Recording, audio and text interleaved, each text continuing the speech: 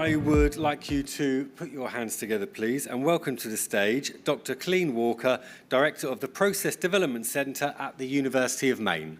Well, bright lights on today on a hot day. Thank you all very much for joining me for my presentation. You may be wondering why somebody from the University of Maine is standing here, but like many of the people we heard today, we're interested in collaborating with industry. And I think hopefully you will understand that after I get through some of my slides and show you some pictures.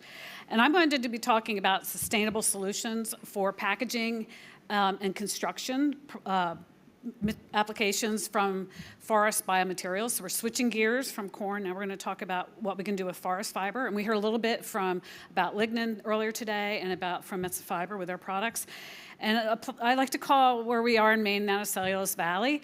If you don't know what nanocellulose is, I'll tell you briefly what that is. But I call it nature's superpolymer because it's something that's nature built into a tree. We extract and has some really great properties. But if you're not familiar with the state of Maine, I always like to say, you may know us from lobster. Maine is pretty famous from lobster. If you're an outdoor person, you might know about LL Bean and their activewear. Or if you're like me and you like to read, you might be familiar that it's the home of Stephen King. Something you may not know about the state of Maine is that we are the most densely forested state in the United States. So 89% of our area is forested. So we have a lot of trees. So we have over 60 million productive acres producing wood. And the other thing that I think is really important about it, if you work in this space, is that 97% of our forests are naturally regenerated. So unlike other regions in the world, we're not using plantation-based forests. So these are very well-managed forests.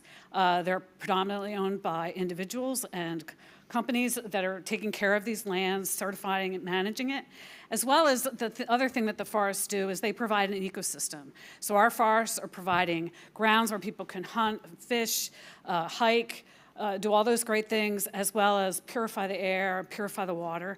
So Mainers are very concerned about their forests and making sure that we utilize those resources very well. So now to tell you a bit about nanocellulose, I think if I can get this pointer to work. When nature builds a tree fiber, if you're familiar with cellulose, good old nature starts with the cellulose chain. And as she builds those chains, she's wrapping those chains around to make this fibrillar structure. So nanocellulose is when we're taking advantage of this nanoscale structure that nature already built into the material. I think when people started learning about this, they got excited and they wanted to call it nanocellulose or cellulose nanomaterials, to use that cool nano word. But we all know that nano can be not necessarily the best word to describe your product. But all we're doing is leveraging the nanoscale structure in wood is the way I think about nanocellulose. There are several kinds of nanocellulose, so be cautious if you've worked or heard about this material.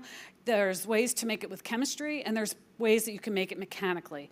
We use a mechanical process, which I'll talk about a little bit more. So the way that we can make this material, we can do this at the University of Maine, as well as our commercial partner has this technology. We can work with wood pulp. Oh, sorry, I should look down there. Recycled corrugated containers, sawdust, or even non-wood fibers like flax or hemp. Anything that has cellulose in it, nature builds this nanoscale structure into that fiber. So you can see two of my students are slushing this material up in a tank. We use commercial scale refiners. These are commercial scale, but they're in our facility. This is why maybe you can start to see why we like to work more with industry, because of the capabilities that the University of Maine has. And these, again, it's a mechanical process, so there's 100% yield, no chemistry is being used to create this material. And you can see that the nanofiber, the capabilities that we have at my center, we can make 2 to 3 tons a day of this material. It's dry tons. This material very much likes water. Please stop by our booth. We have lots of samples. I'll say that again to come see what this material looks like. All right, so Nanocellulose Valley, the way I look at it, if everybody can think about like Silicon Valley, some of the things that you have to have the resource, which we have in our trees. I spoke about that. We also have some great research capabilities at the University of Maine. There's a whole host of people working with this material. And then we also have the skilled workforce. They've been harvesting and taking care of forests in Maine for a very, very long time. I think it started way back when they were making masts for ships. It's continued for a long time. And this nanocellulose has a whole host of different applications. I'm just talking about a few of them, but I encourage you to look into this material. It has some great application areas, can be used in a whole host of different ways, and it can be very sustainably produced. Our commercial partners I mentioned is Valmet. Valmet is a very large, based in Finland. They produce pulp and paper equipment and partnered with us several years ago, and they have commercial installations of this technology on several continents, making about 2,000 tons per year. Per year. A lot of this material is used internally by the client so that they're not selling this out in the open market. But if you need to get samples, my facility can do that for you, and we can make commercial scale quantities. All right, so now some of the ways that we use this material for packaging, it can be a great binder. Places like places like Stora Enso and Tetra Pak are already using some of this technology. But here you can see in this electron micrograph where we overlay cellulose nanofiber on top of a sheet of paper, and you can see how it covers up the surface. This is a very, very, very small layer. It's about less than 10 grams per square meter. So you're putting a very fine layer on the piece of paper. And it has amazing grease barrier properties and oxygen barrier properties.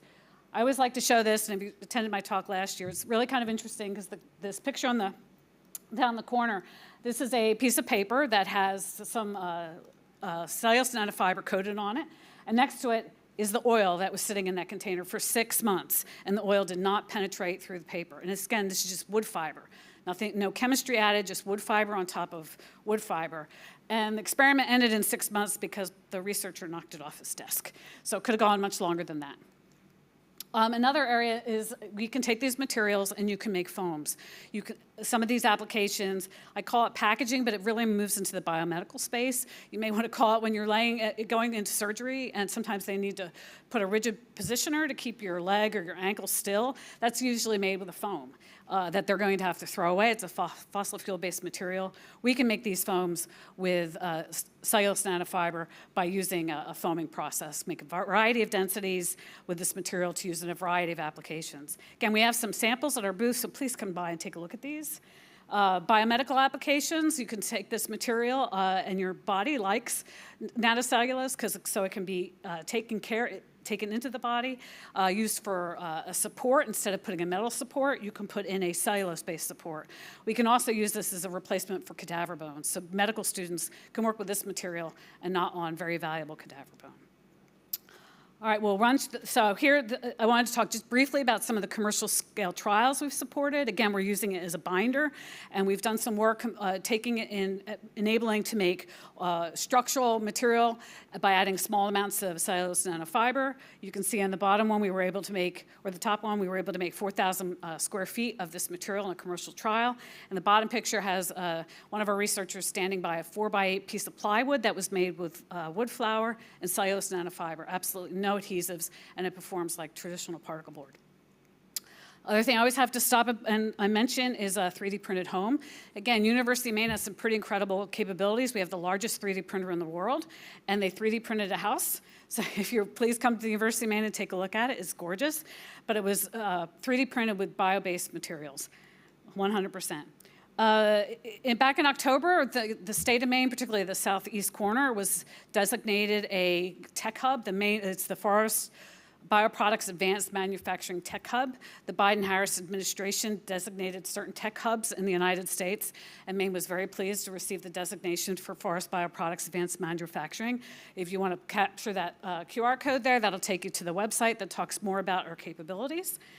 And then I will just wanted to, again, go through the wonderful fact what Maine has to offer for businesses that may be considering coming to Maine.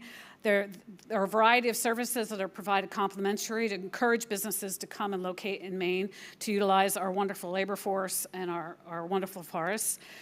Some of these people are here with me today, so you can talk in more details about the wonderful services that they provide. Here's some pictures of I call my fellow bio-innovators that you can reach out to schedule meetings with while you're here. They'd be happy to talk to you. And finally, again, putting shameless plugs, every August we typically host an event where we showcase some of the wonderful things that we can do with forest fiber. The QR code is there for that one. If you're welcome to come to Maine and eat some lobster with us and enjoy the wonderful ocean area. So thank you very much.